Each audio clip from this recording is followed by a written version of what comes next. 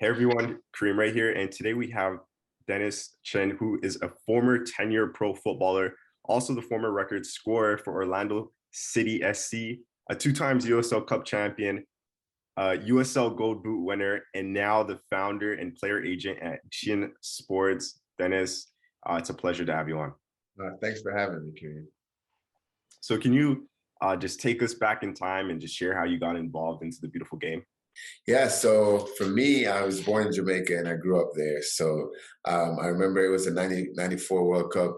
I was watching Italy versus Brazil in the finals. And after that, that game kind of inspired me a bit. And I went outside to play and everyone was playing on the streets. And that's really where my love really came. You know, a lot of Jamaicans, they run track and field. Their track is really big. So I started off in track.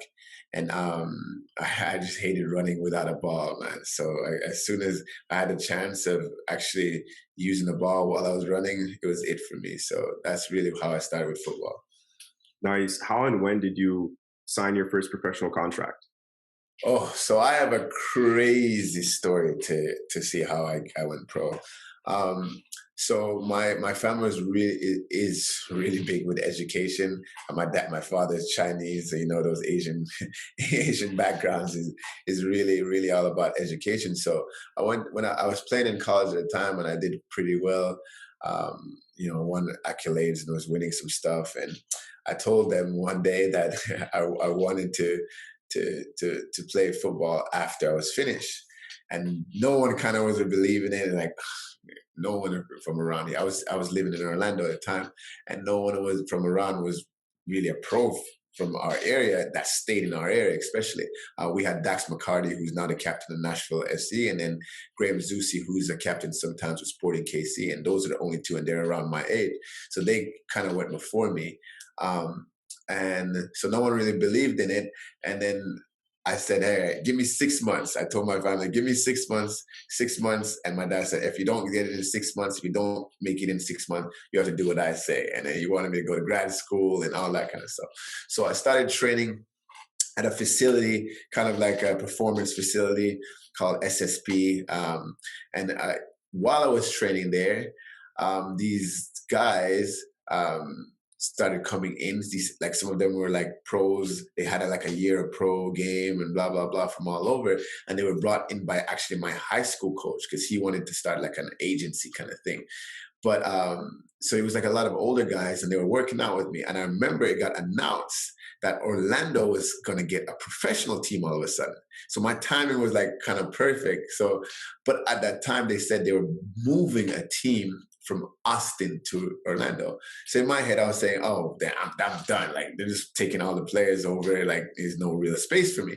So my thought was hopefully try to get into like an open trial or something in another team. And I remember I was working out and we're doing like testing, and Adrian Heath and Ian Fuller, who funny enough is now they're the coaches for Minnesota United right now, still in MLS, but they were coaches, going to be the coaches for Orlando, and they came in to tour the facility. And I remember everyone was like, "Oh man, those are like pro coaches." So I started like killing everybody in the race. I made sure I was killing it. So I remember they put together my high school coach put together 12 was going to put together around 12 players, and they were like college guys or guys that are ex-pros to put together like a 6v6 game with possession and everything to show the coaches. So the Orlando City coaches were going to come watch, and I wasn't in the original 12. And then someone either got hurt or couldn't make it, and then they called me to be in there. So I went in this random place where I wasn't even supposed to be. And out of all 12, they saw me and they picked me. And I got invited to preseason Orlando City. So Wow. that is actually how I got seen. Wasn't like I didn't get drafted. It was just a random thing like that. I got invited to preseason. I remember getting the call. I was like really ecstatic.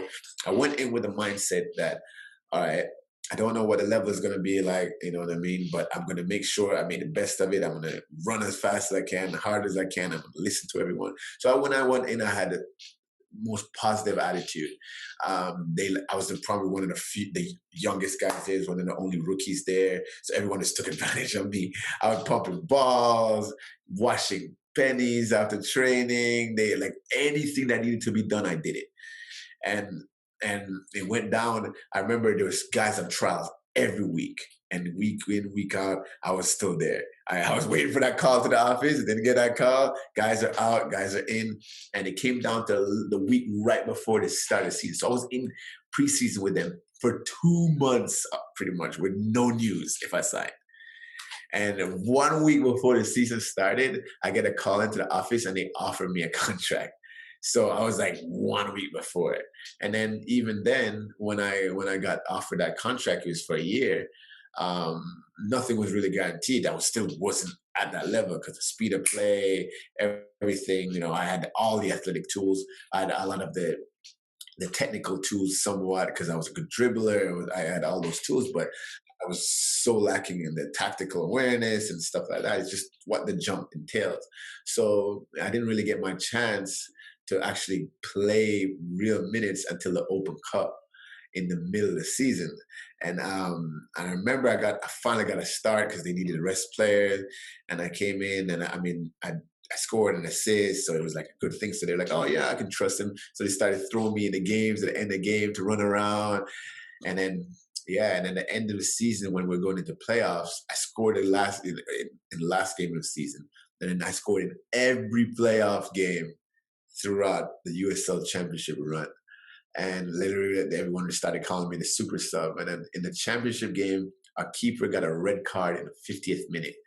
So they had to sub out a field player to put another goalkeeper in. So we're down to 10 men and it was 0-0. So our coach, I'm a rookie at the time, said, hey, we're gonna put the fastest guy in and he'll make up for the extra man. So I got put in the championship game around the 60th minute, and we went to double overtime, extra time, and we were down 2. We ended up being, we were supposed to win. They tied it. We went to extra time. We were down 2-1, and in the final 3 minutes of the game, ball gets flicked. I run in behind. We're going 1-on-1 with the keeper. I get 2-footed from behind. The guy gets a red card. We get a penalty. We tie it. We go to penalties, and that's how Orlando won his first title. Wow. And after that game, it was like my rookie year, first title, everything. And I got offered a 3-year deal, guaranteed 3-year deal. And that's how my career really began. And then that second year, I won the Golden Boot, MVP voting. So it just, everything took off from there. That's an amazing story. So it's like these moments, these opportunities that you got, you really took full advantage and established yourself in these moments is what I'm taking away from it. What advice would you give to young players growing up right now that want to go pro? I mean, the margins are so small. Like a lot of people look at it, a lot of the pro players and oh, I'm better than him, or you know what I mean? It's so small. You might be right in a sense, but you have to understand that the game is a simple game. So the mistakes one person makes is what makes or breaks sometimes. So it's all about consistency. So as a young player, you got to think about consistency, and you got to think about it. Everything is subjective. One coach might think you're the best. Another coach might not think you're the best. So you can't take negative criticism too much to heart, and you have to make sure you hold full accountability. What I mean by that is a lot of youth players and youth parents especially, everything is politics for them. Oh, he doesn't make it because of politics. Oh, it's because of this coach. Like no one wants to take real accountability. And the truth is, no matter how much a coach might not like you, if you are dominating that pitch and you're by far the best person at that position, there's no coach in the world that's going to keep you out unless you fought them, right? So if you're not making it and you're not, going through the levels, it's probably because you're not good enough. And you're keeping it so close to everyone else that it becomes subjective. So they pick that other person because they like that other person, and then because that's human nature, we're gonna go with who we like. So if you want, I might like my best friend, right? But if I know someone is 10 times better than him, I'm gonna take the other guy on my team. It doesn't matter if it's this guy my best friend. So you have to make sure, I think, as a young player, to know that it's not always personal. No one's just trying to stop you from getting pro. It's just you might not be good enough at that time, or you might not have put yourself in the right opportunity to get seen. So and those opportunities get seen, you might have zero in your life to get seen, and you might have one. And some people have multiple. Some people are lucky enough to have multiple. You know what I mean? So you have to make sure you take advantage of every situation. So if I give that advice, I say take full accountability, and know that these chances are few and far between. So if you're not making it, and there's no, that's not the time for excuses and politics and this coach doesn't like me. You just gotta buckle down and work harder. You know what I mean? So it's a 0.001% for a reason. Got it. Dennis, I've never asked this question before yet, but this will be the first time. What's the best pathway to go pro here in the US? So this is a very complicated question a bit, but there's so many paths. I would say the path, what really deems the most success that I can see, if you just use pure statistics, it seems to be academy level. So if you're playing the MLS Next, the ECNL, the whatever, I think MLS Next is now the top level of what used to be the USDA. You put yourself in a position for one or two things. If you really, really stand out, your local MLS team in the area would probably recruit you to their MLS Next team, and that gives you a chance to maybe play with the MLS Next Pro as an academy player, or move on up and maybe get even a homegrown contract because we came up through that academy. So that's one path where the MLS Next and those top academy kind of gives you. Another path is that you're gonna get seen because of all these showcases and these MLS Next things going around, that you're gonna be first dibs on colleges. And yeah, you could get lost in the thousands of colleges and the thousands of players, but it still kind of gives you like a little more extra leeway lifeline where you have 4 more years of eligibility to kind of get seen. And if you do stand out well, you have a chance to MLS draft. If you're not quite MLS draft, you're still pulling together a CV that you can get yourself in the USL trials. In the summer, you should be trying to play USL 2. You know what I mean? So you're always in that, in those things. You're just building a CV. You're building these things that when a USL 1 team says, all right, you played at Belmont.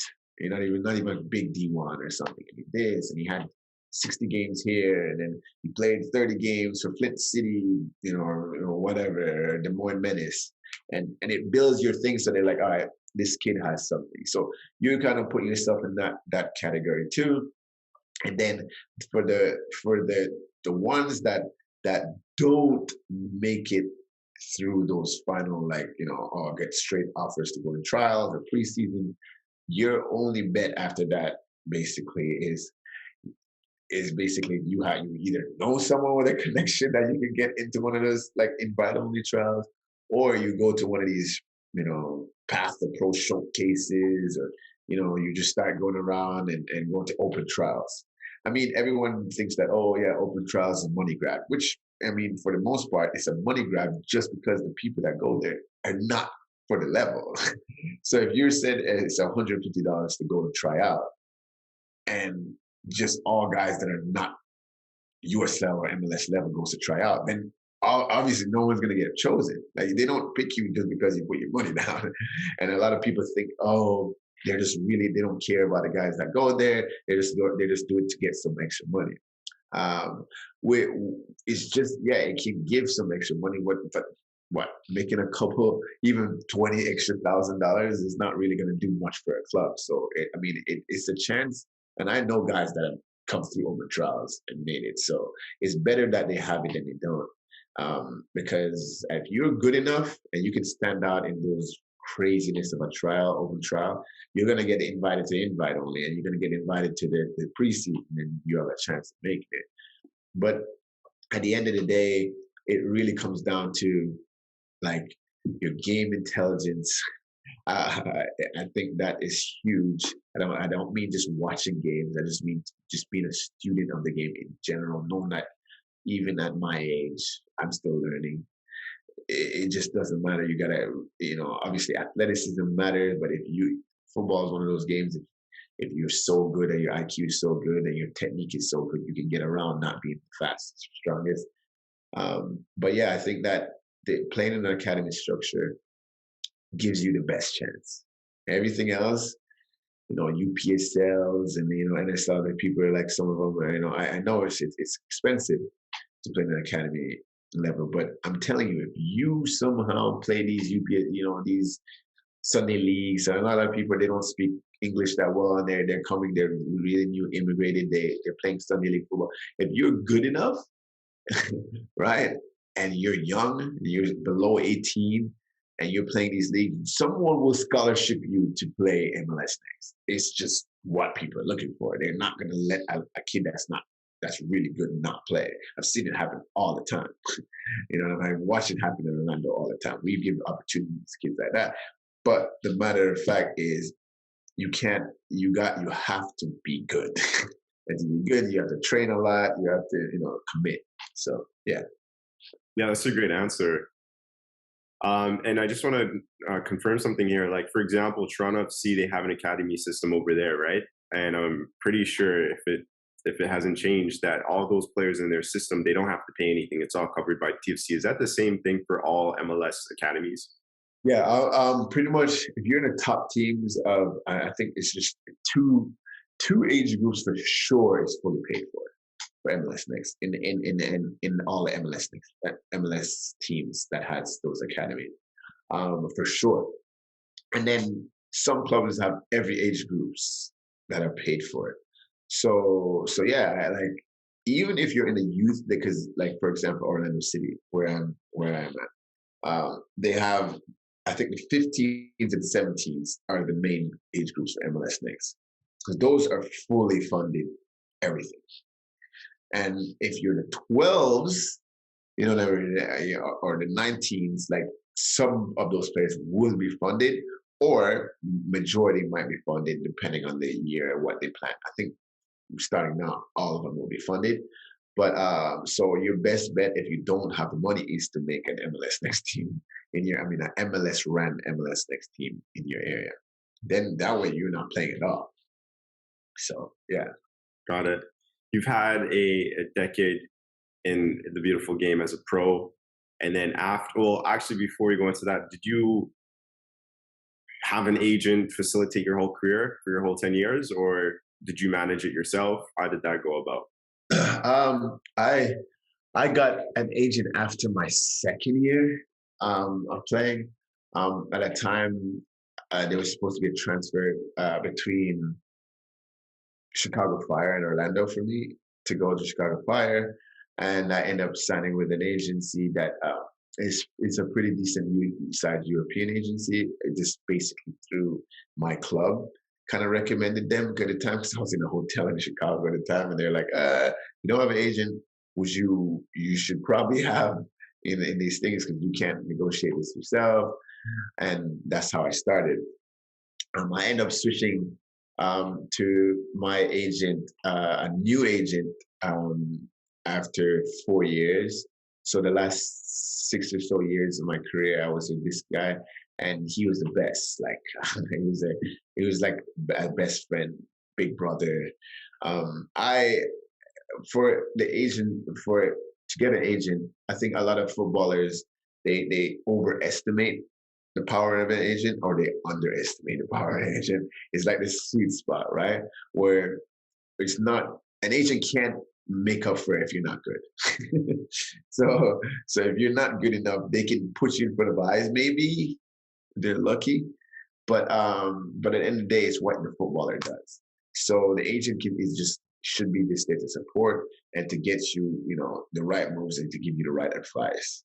But some people expect miracles. Like, they're like, oh, if I don't have an agent when I'm 12, or you know what I mean? Like, as long as you're playing well, like, those options for an agent will come. You know what I mean? Like, you just need to focus on your own game. I wouldn't focus too much on agents yet.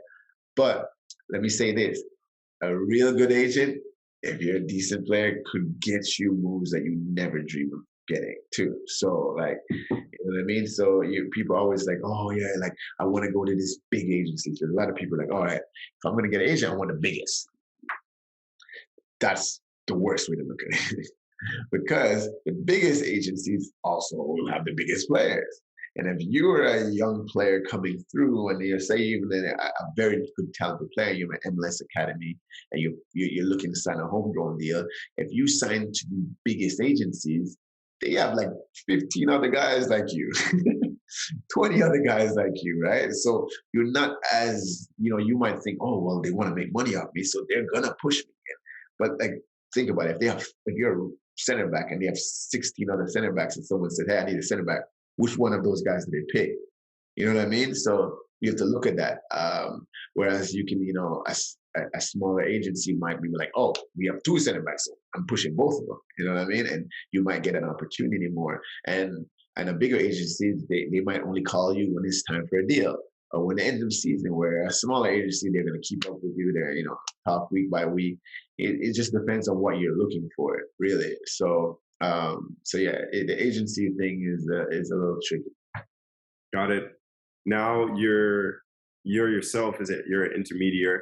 I'm not too sure if they still call intermediaries agents, or I don't. What word do you like better? Agent, intermediary. Intermediary is good. Agent's good. Player rep is good. Manager, you can call it anything, is it? Tomato. Yeah. So I won't ask you why you chose that, because I know. Yeah. But I put a couple questions down in regards of the agent space. So the first question I'll ask is, what license are required? Back in the day, you had to. It was much harder. You had to actually take a test, through FIFA. But now you only have to basically get how do you say it? Basically get cleared by your local federation. So if in the US, it's through USSF, so US Soccer, through US Soccer. You have to, you don't really have to take a test. You kind of have to do a background check, pays money, you do a background check and everything, and they have to see if, financially able to, you're not a felon or something trying to bamboozle people. So nowadays, it's every federation kind of has their own clearances, and US Soccer is pretty cut and dry. And then when you get pre-registered with US Soccer, and so anyone can do this. Like, your mom can do this, get pre-registered by US Soccer, and then it's up to you. It's up to be like a full-fledged registered after, I think, a year or something. Within that time, you have to do a deal, like within a professional deal, something, and then I think that's when you really become registered. So with the USL, or yeah. Got it. So, all right, boom, you get your license. And then how was your experience like starting off? You already had your professional career. You've worked with an agent. Did you understand the full landscape, or were you still learning things as you were going on? And how was that experience? Oh yeah, I mean, even now, a year or so in, I'm still learning. So I think I knew a lot. I knew a lot of what to expect. See, I didn't want to jump in fully not knowing. So I spoke to enough people before. I spoke to other agents. I spoke to my agent, who at the time owned his own agency, and wanted me to think about it from years prior. So yeah, I knew a bit how to what to expect, but there's nothing like actually doing it. When you get into it and you have to actually make the connections and find the players and knowing what the right fits, the right clubs, and make make these things happen. Nothing teaches you more than experience. So you can know it all you want, but to actually get out there and do it's another thing. Yeah, 100%. You guys manage and help players facilitate their careers all around the world. How do you guys do that? Why not just focus on the US market? How do you guys manage all these players? I think the biggest thing that we wanted to do is we wanted to not only be a support system for players, because both I and my partner Giuseppe are ex-players, so we know what it feels like to be in the player's shoes. So we thought about it like, all right, what would I want as a player? I mean, I want someone who's really invested in my career, my future. I want someone, whether I'm scoring goals or I'm not scoring goals, to care about me and check up on me in time to times, or I can call up and say, hey, like, this is what happened in training. I like, you know what I mean? That is what I liked as a player. And we kind of gauge that with our players, you know what I mean? And we're very hands-on. We watch, almost all their games. We give feedback when needed, when necessary. We're always constantly promoting them. Make sure that, when the time comes, we're not, reactive. We try to be very proactive. So yeah, basically that's it. That's how we do it. Got it. So how do you guys go about getting players? Is there a specific criteria that you guys, a step-by-step criteria that you go by, or does every agency do the same thing, or do you guys have your own step-by-step criteria? I think it depends. Every agency might do it a little bit different. For us, there's a few things we look for. If it's a young player below the age of 18, for example, there's not going to be much on them. So either we have to see them in person, or they have to get a fantastic review from someone else. But we have a young player below 18, we have to see person almost like. And the way I look at it is like, I don't expect the finished product now. And my gift, I think, and it's always been my gift, is to see what can be. So I see potentials and ceilings. I see, based on these things, a kid could be killing that level, U17. It does not mean that they'll translate that to U19 or translate that to pros. There's things that the eyes can see, that those are tools that really translate, and there's just you being dominant for your age. So when it comes to young players, that's a little bit more tricky. It takes a certain eye. When it comes to players that are already pros, are a little bit older and more mature, we look for the fact that, can we actually help them? All right, if a guy is a really good player, they have their good head on their shoulders, everything's going well, they have an agent or whatever, that's not someone who needs me or needs us. So it's not someone we'll be chasing just because they're having a good season or whatever. It's not like we're competing for them. Now that guy's settled, that guy's happy. We're not trying to rock that boat. But there's other ones where we might see something in them that they're not actually getting to the levels they can. You know what I mean? And if they're not represented, and a lot of them come and ask us and say, hey, listen, like, I'm looking for a new challenge. I'm looking for this. You know what I mean? What do you see? And those are guys we look at as well. And then you have the top dogs, right?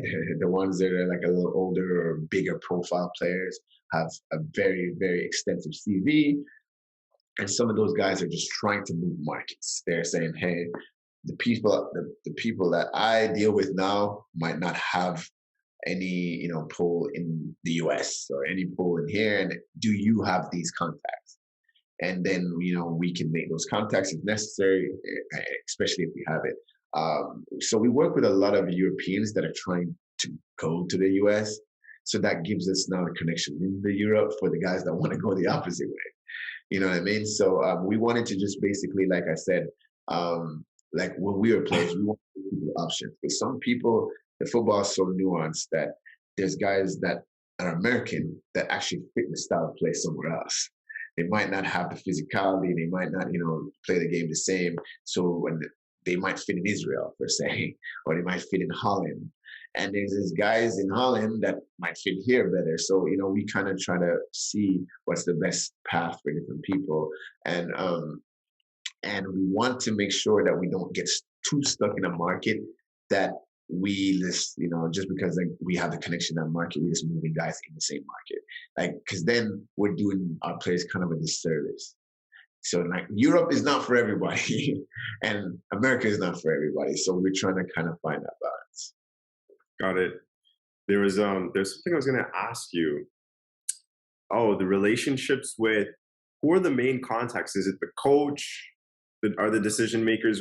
Who are the important um, people or people that are in positions that you guys go out and contact or create relationships with? Obviously, you guys have previous relationships, but when you guys are going on and making new relationships, who do you guys try to get in contact with at the club? Oh, that's a good one. I mean, it depends.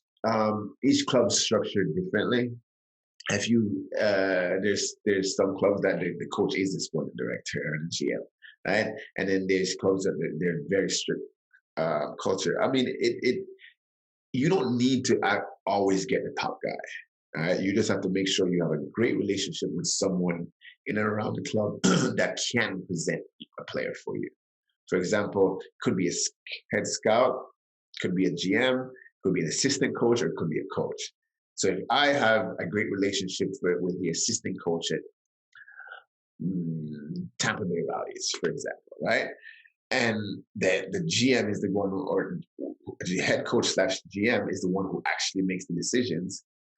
I know that I want to contact my contact who's the assistant coach because he knows me as a person and he might know that I'm not gonna show them a guy that I don't think could actually play at that level. Whereas if I contact that GM straight up, he doesn't know me at that point, so I'm just like anyone else.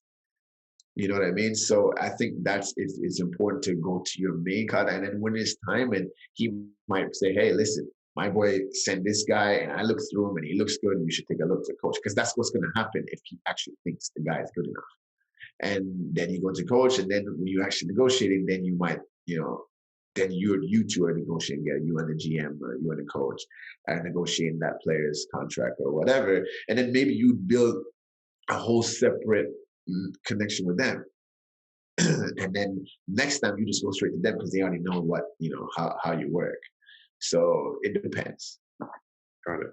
Can you take me through the process of once you qualify a player like this guy is a great player, you sign him to your agency, and you have a sporting director from a pro club that's interested in him. How do you guys facilitate the contract?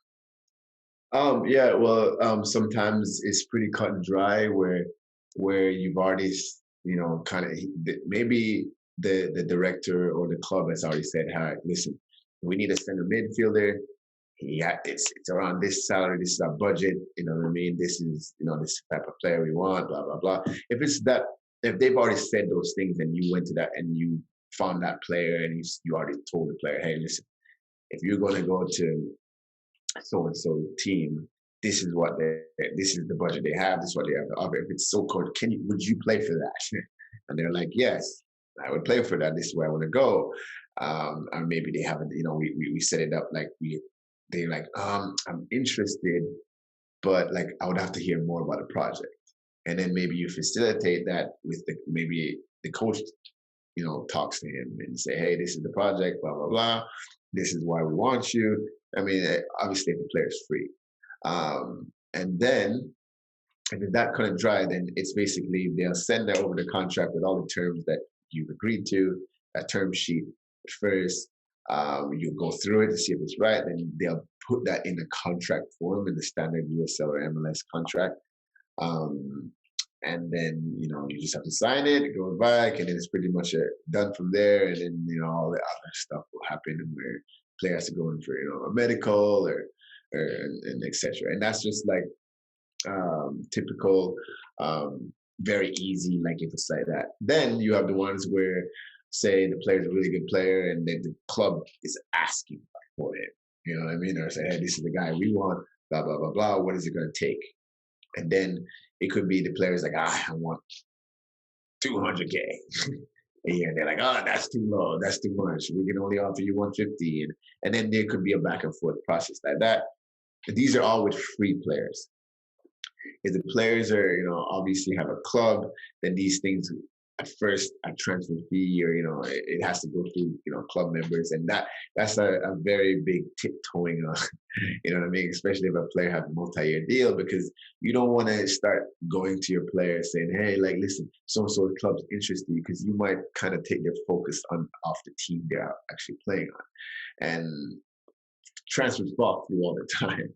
Loan deals fall through all the time. So sometimes a player might have his heart set on a move, and it just doesn't work out for a stage. Sometimes a club might be interested in a player for a couple of days, and the player doesn't take too long to make that decision, and they find someone else, or someone else get trained. They just push that aside. So it's a crazy world. Yeah, sounds like it. So, talk a little bit about the transfer market. I'm not too familiar with it.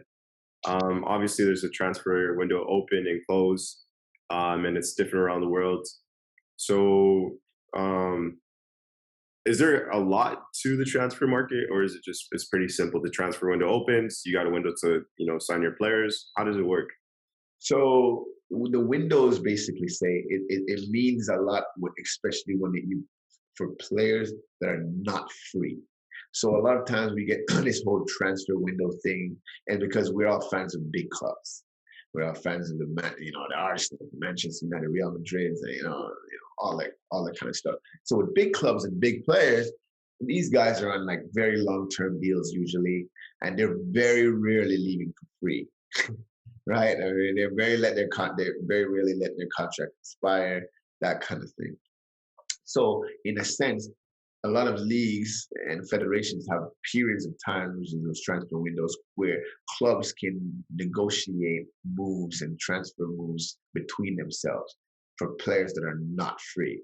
So all the other times around a year when that window is closed, you cannot buy that player even if you want it. You know what I mean?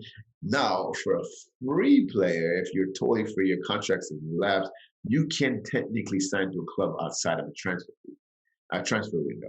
Okay. Now, a club can like pay a fee for you or anything. There's things outside that window if their window is closed. For example, if a player is free and then you look, and then a club is interested in them, and if they're because their window is closed, and all of a sudden their last club is like, actually he's not free, he's on a contract. Now that player cannot go because he's not free anymore.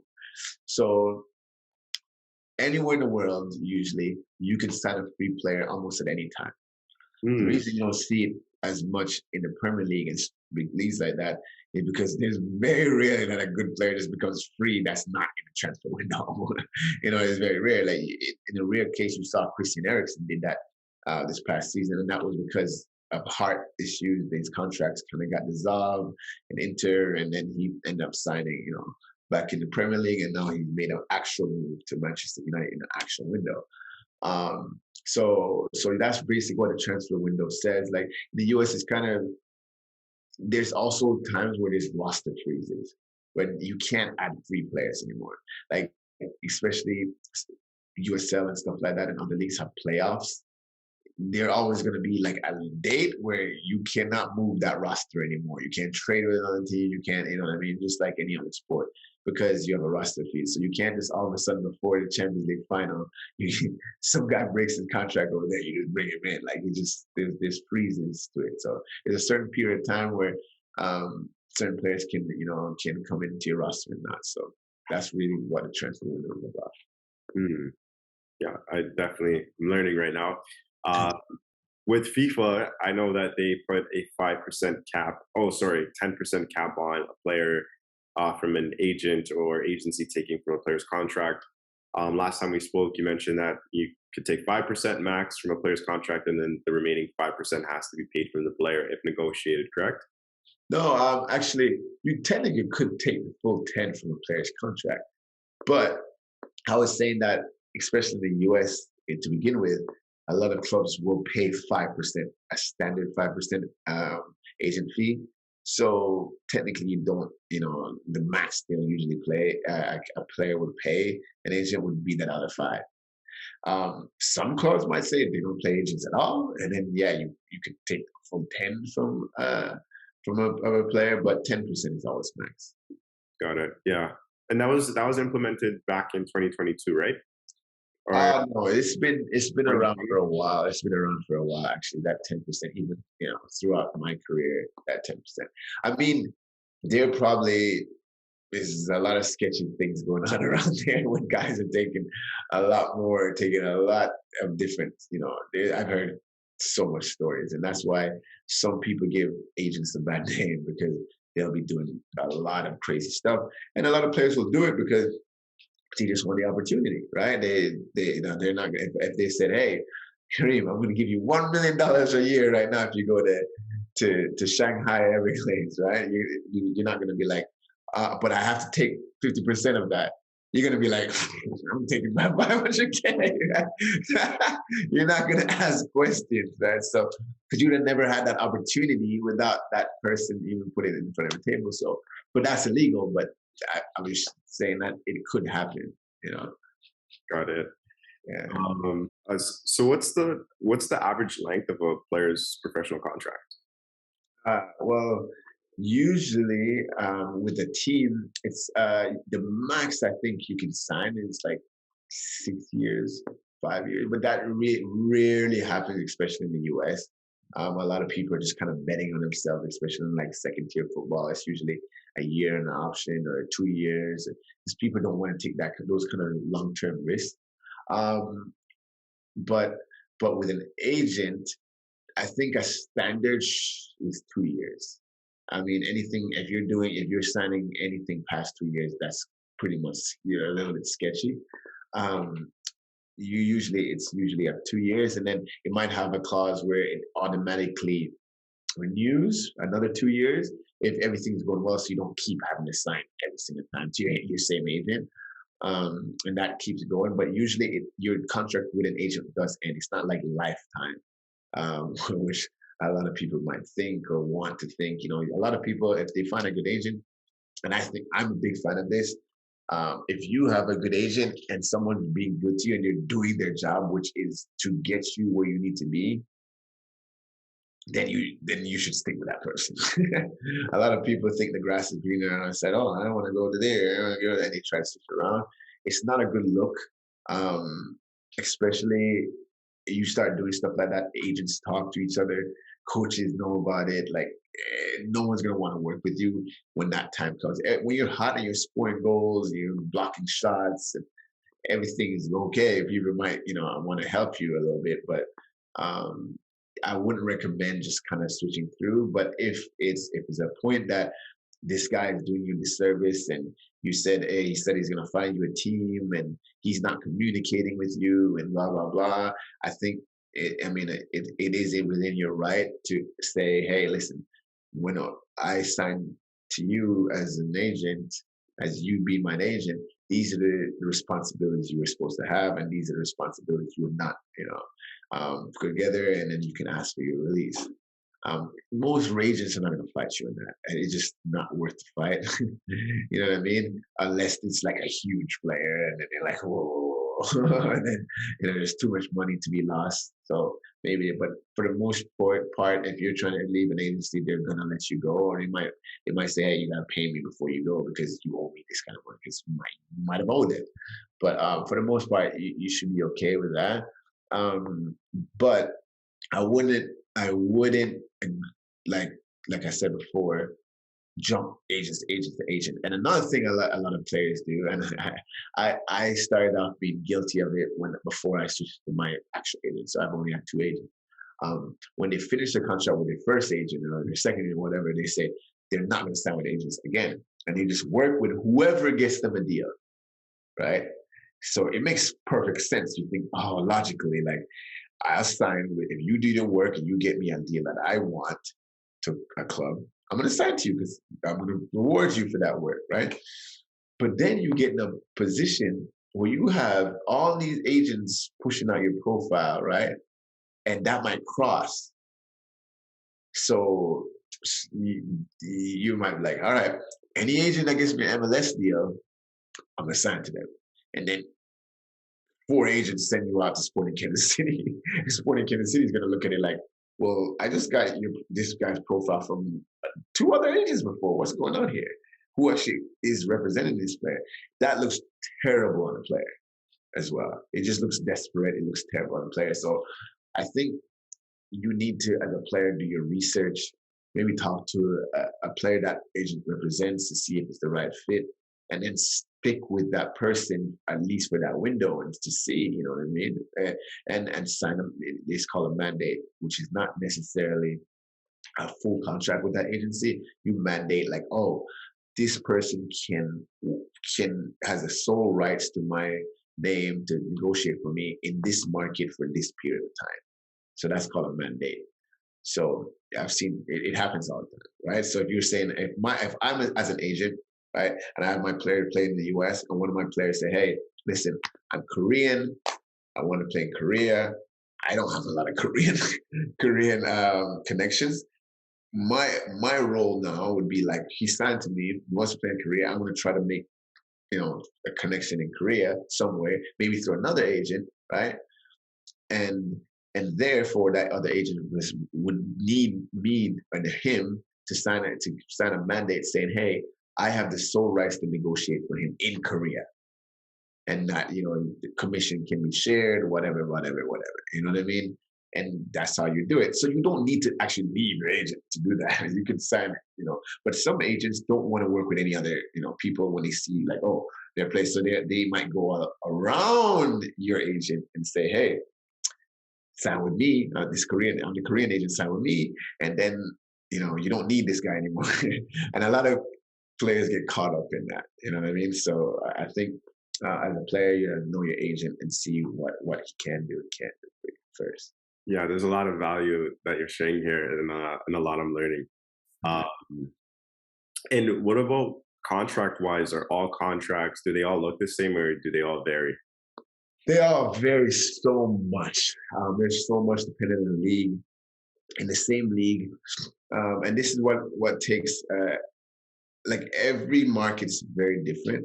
For example, you can go to play in the Middle East and they'll offer you a house and a car in your contract, right? This is at least in the contract. You play in America and you're just getting your salary and your bonuses and blah, blah, blah. You don't get a house and a car, right? So you wouldn't know that they offer. Let's say you're a player that's going over there.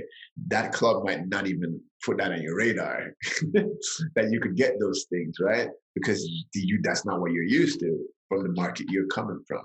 So, there's totally different things. There's, especially in South America, there's a lot of players that have their rights owned by like companies, and actual agents own rights to that player.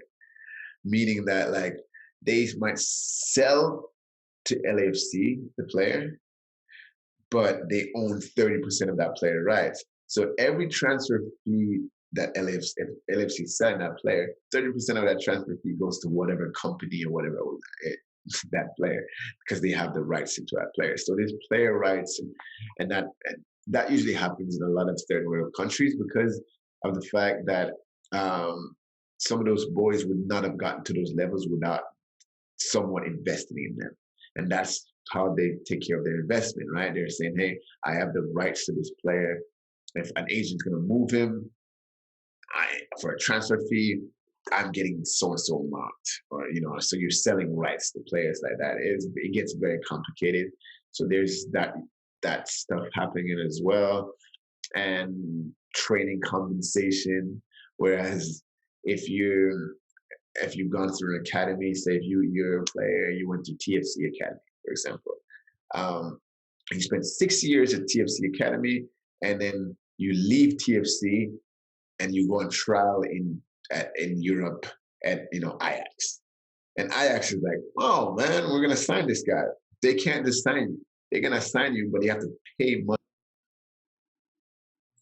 All right, so we're at the end here with the last 10 fun soccer-related questions. Ish. I need to change these. But they're speed questions, so Dennis, you got to answer them fast.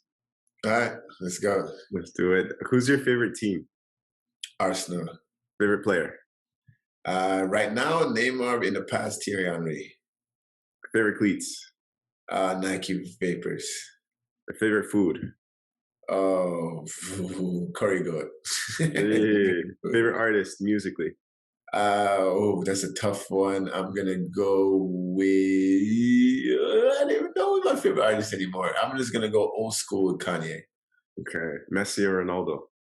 Oh, that's. I'm not even gonna pick between those two. You have to choose one.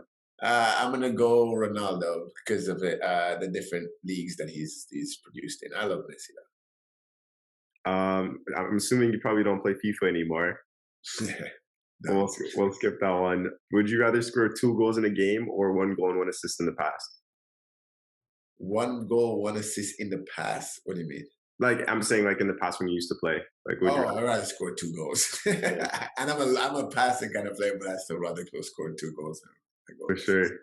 Would you rather score a free kick or a PK last minute goal to win your team the game? Free kick. And the last one, if you were a coach and you were able to sub in any player in history to win you the game, who would it be? Any player in history to win you a game, Yeah. I would go with R9, Ronaldo, Hey, back in the Brazilian Ronaldo, full prime Ronaldo. No one's going to stop that guy. true. Well, Dennis, before we go, I just want to thank you for taking the time for joining us on the One Soccer Nation podcast today. Yeah, no problem, man. Thanks for having me.